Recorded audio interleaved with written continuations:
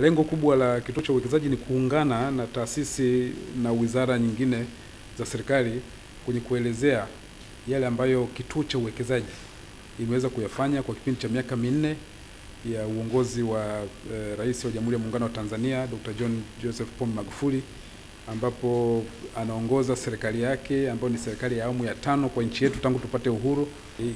Sasa kwa miaka minne iliyopita kituo cha uwekezaji kimetekeleza masuala mbalimbali, na kwa upande wake ilikuwa ni kuwa sehemu ya serikali. Mambo ambayo serikali imeyafanya ni mengi sana kwa kipindi cha miaka minne. Kwa hiyo na sisi kama kituo cha uwekezaji tumefanya la kwetu, ambayo tumechangia kwenye mafanikio mbalimbali ambayo serikali imeyapata kwa kipindi cha miaka minne. Ni kitu ambacho hakiepukiki wala hakuna mtu anaweza kuficha ukweli kwamba kwa kipindi cha miaka minne hii serikali imeweza kufanikisha mambo mengi kuliko ambayo hata yenyewe ilitarajia.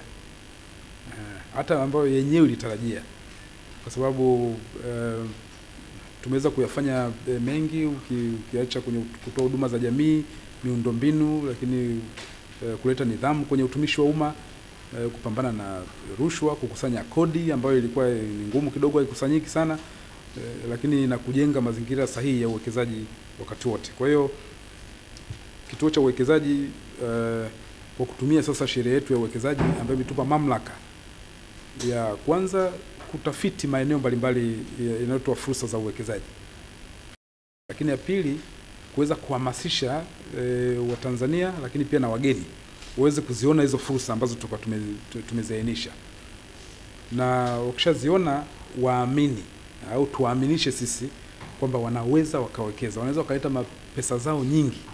Anaweza kaenda benki akaenda kukopa kwa kutumia business plan yake kwa kuamini kwamba akiwekeza ataweza kupata manufaa na faida kubwa baadaye. Lakini pia tunalo jukumu la kufanikisha. Mtu akishaweka dhamira sasa kwamba anataka kuwekeza, tunalo jukumu la kufanikisha huo uwekezaji. To facilitate, kumfanya yeye asiwe na kazi kubwa ya kufanya uwekezaji wake. Kazi yake iwe ni ndogo tu, amebainisha, ametafuta mitaji na anataka sasa apate vibali vyote, anataka apate ruhusa za serikali, anataka apate uungaji mkono au support mbalimbali ambayo itamfanya yeye aweze kusimama, hususan mwanzoni. Miaka 3-5 ya mwanzo ni migumu ya uwekezaji, ni migumu. Kwa wale ambao wamefanya uwekezaji au aina fulani ya biashara wanaweza kufahamu miaka ya mwanzo huwa ni migumu, sio rahisi sana hivyo. Kwa hiyo tunalo jukumu ukiacha kufanikisha, lakini pia sasa kutoa ushauri kwa serikali. Sisi ndio washauri wakuu wa serikali kwenye masuala yote yanayohusu uwekezaji kwenye nchi hii, kwa sababu ndio tunasimamia utekelezaji wa sera, lakini pia sheria yetu ya uwekezaji, na zaidi sana sheria yetu ya uwekezaji ndio sheria mama ya uwekezaji, is a framework law ambayo inatengeneza mfumo wa usimamizi wa uwekezaji kwenye nchi yetu, lakini zaidi sana ndio tuko kwenye utekelezaji. Kwa hiyo tunafahamu vizuri, na wataalamu ambao wako TIC ni wataalamu ambao wamebobea kwenye masuala ya uwekezaji. Kwa hiyo kutokana na majukumu hayo, sisi tunajivunia kwamba kuna mafanikio mengi tumeweza kuyapata kwa kipindi hiki cha miaka minne. Cha kwanza ni kuboresha huduma zetu. Kimsingi investment promotion agencies kama kituo cha uwekezaji inaitwa ni IPA, Investment Promotion Agency, ambazo ziko nchi nzima duniani, na msingi wake mkuu ulikuwa ni promotion. Lile neno pale P, ile Investment Promotion Agency, IPA ni promotion. Tuje kitofauti kama kituo cha uwekezaji ambao ni IPA, lakini tujumlishe na facilitation. Kwa hiyo ikaonekana kwamba tutengeneze one stop facilitation center kwa ajili ya kufanya facilitation ya miradi, kumhudumia huyu mtu ambaye ameshakata shauri kwamba okay, nimeamua kuwekeza hapa. Kama ni Mtanzania anasema nimeamua kuwekeza hapa pa nyumbani, au kama mtu wa nje anasema nimeamua kuwekeza Tanzania. Sasa akifika anatakiwa apokelewe na kuweza kupata huduma, apate. Kwa hiyo ukiangalia kuna vibali vingi na leseni nyingi ambavyo anahitajika awe navyo ili angalau shughuli zake za uwekezaji ziwe sawa sawa. Kwa hiyo jambo ambalo lilipa sifa sana kituo cha uwekezaji ni kuanzisha kituo ndani ya TIC cha kuweza kuwahudumia wawekezaji. Kwa hiyo ukiacha jukumu la promotion peke yake kama Investment Promotion Agency, sasa tumeingia pia kwenye swala la ufanikishaji wa uwekezaji. Na wakati Mheshimiwa Rais anaingia madarakani, kulikuwa na watumishi 5 tu wa kutoka taasisi 4 tu. Kulikuwa na uhamiaji, kulikuwa na labor, TRA pamoja na watu wa ardhi. Kulikuwa na watumishi 5 tu. Lakini kwa sasa hivi hapa tumeweza kufanikisha kwa kipindi cha miaka 4 hii kukaa na wenzetu na kuona haja ya kuimarisha hilo eneo. Tukakubaliana kwamba basi tuongeze idadi ya watumishi wa kutoka taasisi hizo. Kwanza tuziongeze taasisi zenyewe. Kwa hiyo tukaongeza kutoka 5 waliokuwepo mpaka watumishi 25. Na hawa sio watumishi wa TIC, lakini watumishi wa taasisi hizo, lakini wanaishi na kufanya kazi zao TIC. Yaani maisha yao ni TIC na wako pale kama kituo chao cha kazi. Taasisi ambazo ziko pale na tumefanikiwa kuziingiza pale, kuna BRELA, lakini pia kuna mamlaka mapato Tanzania TRA, lakini pia na Wizara ya Ardhi kama nilivyosema, nyumba na maendeleo ya makazi. Wao ndio wapangaji wa matumizi ya ardhi kwenye nchi. Lakini pia tunao wenzetu wa TBS, ni shirika la viwango Tanzania, na dada yake TFDA stroke TMDA sasa hivi baada ya eneo la food kupelekwa TBS. Lakini pia kuna wenzetu wa NEMKI. Kwa hiyo tuna ofisa pale kutoka NEMKI. Tumeongeza mwaka jana ile mwanzoni NIDA. Nafahamu NIDA wanatoa vitambulisho 3.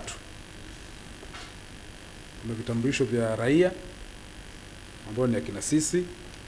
Kuna vitambulisho vya wakimbizi ambao wako kihalali wanatambulika, lakini pia kuna vitambulisho vya wageni.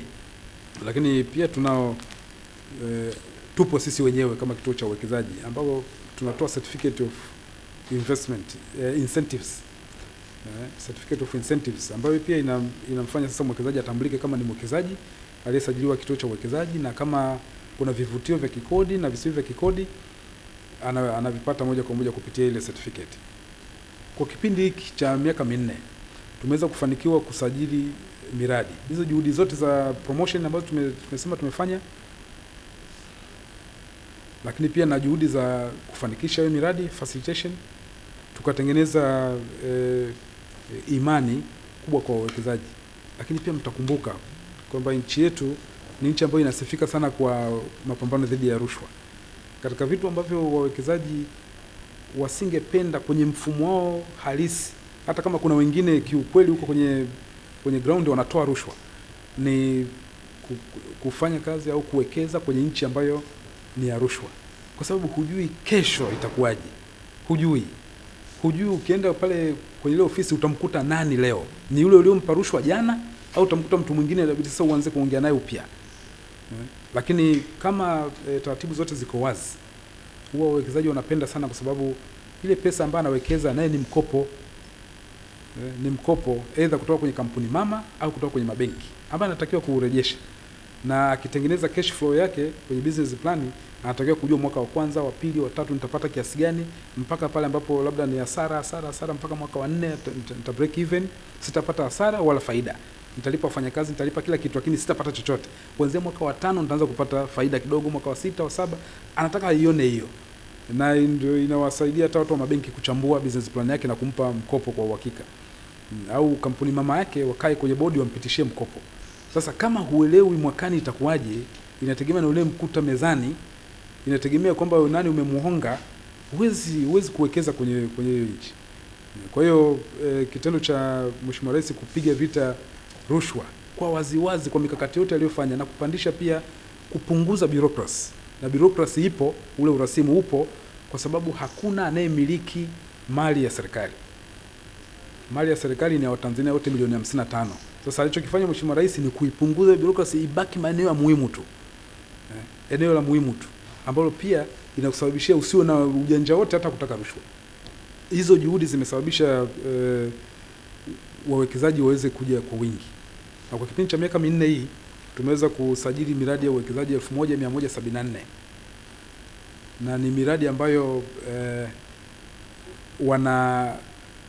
wana uhakika wa utekelezaji wake, kwa sababu sasa mfumo wetu uko thabiti zaidi kuliko nyuma. Kwenye hiyo miradi 1174, jumla ya au thamani ya miradi yote hiyo 1174 ni dola za Kimarekani bilioni 15 milioni 756.9. Bilioni 15 milioni 756.9 dola za Kimarekani. Ni bilioni 15. Na ajira ambazo zilitangazwa kwenye ajira za moja kwa moja, kwa sababu hii mwekezaji akija na kwenye fomu yake anaonyesha kwamba atahitaji watu kadhaa kutokana na utaalamu ambao atakuwa na uhitaji kwenye uwekezaji wake. Kwa hiyo kiwango cha ajira ambacho kilitarajiwa kutengenezwa, ambacho kimetengenezwa kwa kipindi cha miaka 4 ni mara nyingi tunasema ni vijana, hata kama kuna wengine walitoka kwenye sehemu moja ya kazi kwenda nyingine, ni kama ni 159,833. Hawa ni wale waajiriwa moja kwa moja. Kampuni moja inachukua watu 400, wengine kampuni kubwa watu 2000, wengine watu 150, wengine watu 80, kulingana na ukubwa wa biashara na mahitaji ya watumishi, kama ni labor intensive au kama sana ni capital intensive. Lakini miradi ambayo imeongoza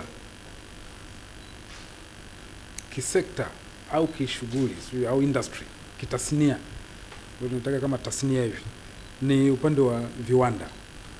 Na hii wala sio ajabu, kwa sababu ndio msukumo wa nchi. Mara nyingi nchi au serikali huwa ina shape thinking ya watu kwenye sera. Kwa sera yetu sisi kama mnafahamu ni kuvutia uwekezaji, lakini sana kwenye viwanda. Kwa hiyo viwanda kwa kipindi chochote cha miaka 4 kimeweza kuwa na mwitikio katika makampuni 1000, katika miradi 1174, miradi 626, ambayo sawa na 53% ya miradi yote hii imewekeza kwenye sekta ya viwanda au kwenye tasnia. Neno zuri ni tasnia, sio sekta. Ingawa tunalitumia sana hili. Ni tasnia, industry au activity. Ni viwanda. Na hii viwanda ni mchanganyiko. Kuna za agro processing ambazo ni kwa ajili ya yenye mafunganisho na kilimo, lakini kuna vile viwanda vya plastiki. Kwa zamani sana watu tulikuwa tunaagiza nje sana maplastiki, lakini karibuni hapa mmeona viwanda vingi sana vimefunguliwa, viwanda vya chuma. Zamani sana nondo zote ilikuwa tunaagiza kutoka nje, lakini sasa hivi huwezi kuagiza tena nondo kutoka nje. Tunazo nyingi tu, Kamal Steel, MMI Steel, kina Subashi na kina Kamal Gupta, lakini pia kuna Kilua Steel wako. Sasa hizi tunazo nyingi za aina tofauti tofauti, tena ikiwemo zile za kujenga magorofa ambayo ni imara zaidi. Lakini pia vya plastic, kwa maana hata mabomba ya usambazaji wa maji na tulikuwa tunatumia kutoka nje. Na karibuni hapa mtakumbuka kuna Mheshimiwa Rais alizindua kiwanda kimoja hapo cha plastic kinachomilikiwa na Superdol nafikiri, na kusisitiza kwamba hata mashirika ya umma ambayo yanafanya miradi ya maji hakuna haja kuagiza kutoka nje. PVC yako sasa hivi yanatengenezwa hapa. Ndio katika ile hoja ambayo tulisema kutunza fedha za kigeni, tusizitumie kwa kuagiza vitu ambavyo tunaweza tukafanya hapa ndani. Kwa sasa hivi sio Plasco nani wako wengi wanatengeneza plastic materials, ambao ni kitu kizuri sana. Na pia ni bado tunayo fursa kwa kutumia gesi asilia kwenye zile byproducts za gesi kutengeneza plastic. Ile gesi mkienda pale Madimba Mtwara, kuna matenki makubwa, ule uchafu wa gesi baada ya kusafishwa viko vinatumika kwa ajili ya rangi, plastic materials na nini kama petrochemicals. Kwa hiyo bado tunayo fursa kubwa ya kutengeneza products nyingi sana za plastic. Viwanda vingi sana vya kutengeneza vinywaji sasa hivi tunatengeneza hapa vinywaji vingi vinatengenezwa hapa. Sio tena kama zamani kuagiza kutoka nje. Mpaka maziwa. Sisi tulikuwa processing ya maziwa ilikuwa chini sana kwenye nchi yetu. Maziwa tunakunywa South Africa, ya Uholanzi, ya ndugu zetu wa jirani hapo Kenya. Lakini sasa hivi viwanda vya maziwa tunavyo vingi hapo. Kutoka Tanga, ukienda Arusha kule, ukienda Iringa, hapa pa Dar es Salaam viko vingi tu sasa hivi. Kwa hiyo tuna viwanda vya aina tofauti tofauti wale ambao vinatusaidia sana kupunguza mahitaji ya vyakula mpaka vya nyama pia. Tunataka sasa vitu vya namna hiyo viwe kwa wingi. Pareto, tunataka kahawa tuifikishe kiwango cha juu, na chai ambayo pia sasa hivi tunakunywa chai comfortable ya Tanzania. kuliko ambavyo ilikuwa zamani ya mji kiasi kile, lakini majengo yapo. Kwa hiyo yamevutia 10% ya miradi yote hiyo 1174. Lakini pia na usafirishaji, transportation na logistics. Nafahamu nchi yetu tuna bandari kuu 4. Ukiacha Zanzibar, tuna Mtwara, Dar es Salaam na Tanga, ambazo tunajihudumia sisi wenyewe, lakini pia na nchi karibu 7 zinazotuzunguka. Kwa hiyo kwetu sisi sekta ya usafirishaji ni muhimu sana kuliko nchi za jirani zetu. Na hii ni fursa kubwa ya kipekee Tanzania.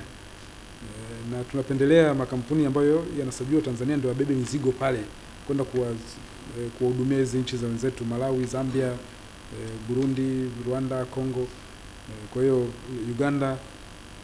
Kwa hiyo hii sekta inakuwa sana.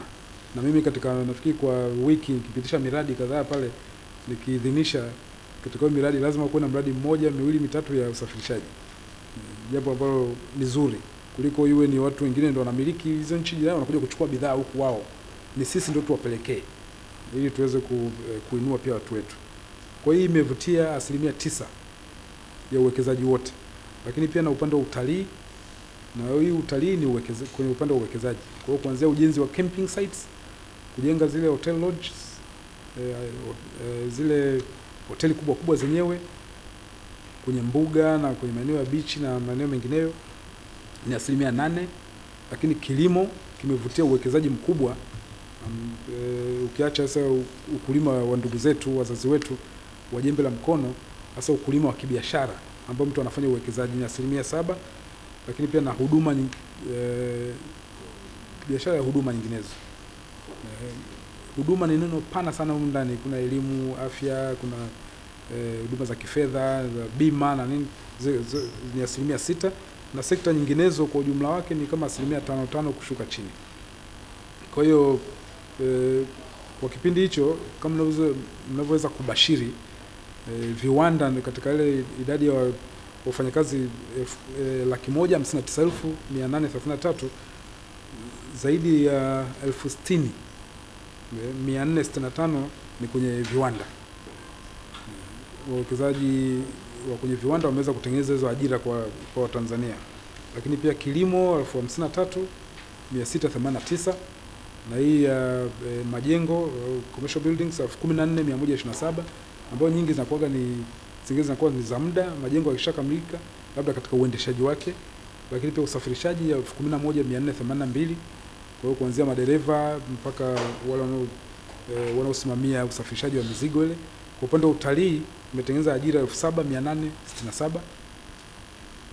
na kwa upande wa huduma tumetengeneza ajira. Miaka hii 4 ya Mheshimiwa Rais Magufuli ameweza kuvutia uwekezaji huo mahiri, ambao watu wanawekeza mamilioni ya dola, sio tena dola 500, ni mamilioni ya dola.